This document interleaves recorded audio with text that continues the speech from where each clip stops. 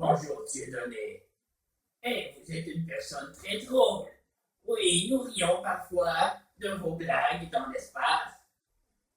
Mais pourtant, nous avons remarqué depuis quelque temps que vous ne faites plus de composition libre. Vous ne parlez que de vos procès, vous ne parlez que des gens qui s'attaquent à vous, vous ne parlez que contre les Juifs, vous parlez de la Shoah. Pourtant, c'est un grave problème que l'humanité a vécu. Le fait que plusieurs millions de personnes ont été brûlées par les Allemands.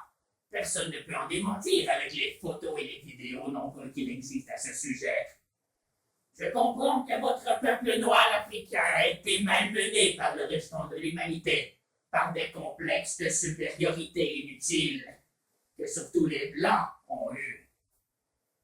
Mais quand même, il faut être respectueux envers chaque peuple, et vous ne pouvez faire de l'argent et vous faire de publicité pendant des années seulement sur ce sujet. C'est un peu faible, nous l'avouons. Monsieur Dieudonné, nous croyons qu'au lieu de toujours faire une humour vengearte, que vous devriez composer de nouveaux textes plus originaux, ne pas régler des comptes dans chaque conférence et dans chaque propos que vous diffusez. Vous semblez aigri, amer un peu trop. Pourtant, vous êtes drôle. Vous avez même un gros cerveau, pratiquement aussi gros que nous, les extraterrestres. Nous avons vu votre émission où vous aviez invité Alain Soral et M. Conversano à se battre. Oui, battre avec des arguments au début, mais vous saviez bien que M. Soral est un peu fêlé de la caboche.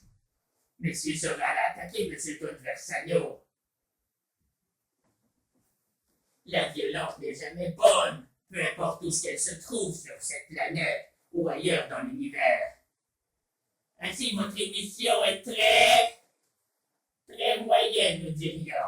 Nous avons intercepté les émissions par l'Internet. Nous sommes connectés avec des ondes micro-ondes sur votre réseau. Nous contrôlons certaines de ces ficelles. Mais vous, Dieudonné, lorsque vous parlez aux concitoyens français, n'oubliez pas que vous devez les amener ailleurs. Vous devez amener ailleurs votre propre peuple, votre propre race africaine. Tous les humains viennent d'Afrique.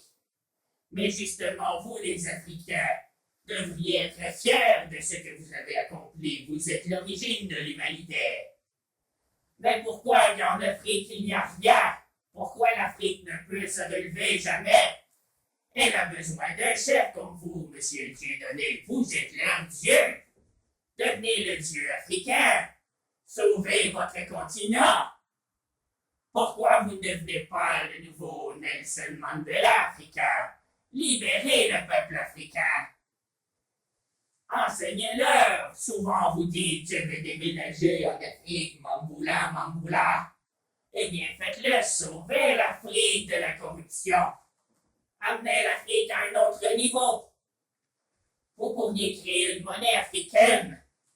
Vous pourriez passer sur les pas de Kadhafi et voir ce que lui a fait de bien. Je vous invite en tant que représentant des peuples noirs à sauver l'Afrique de la pauvreté et surtout de la faim et de la soif et de la maladie que viendra des morts. Instruisez l'Afrique pour vos frères. Ceci ne veut pas dire que vous devez négliger vos amis blancs, vos amis européens, vos amis arabes. Mais comprenez que vous avez une responsabilité de sauver l'Afrique. Car tant qu'il n'y aura pas un leader noir africain, vous ne serez pas capable de combattre les problèmes internationaux qui s'acharnent sur votre continent pourtant. Alors, par votre humour, oui, là, vous réglez des comptes. Mais pourquoi vous n'aidez pas vos compatriotes en même temps? Pourquoi vous ne faites pas de l'humour constructif au lieu du petit humour réchade que vous faites en ce moment?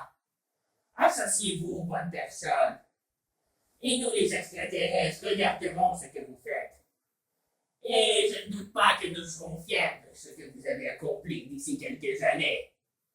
N'hésitez pas à nous évoquer si vous voulez que nous vous contactions de par l'espace et descendions avec notre secours volante. À bientôt, monsieur Dieudonné. Et aidez l'Afrique le plus possible durant votre vie.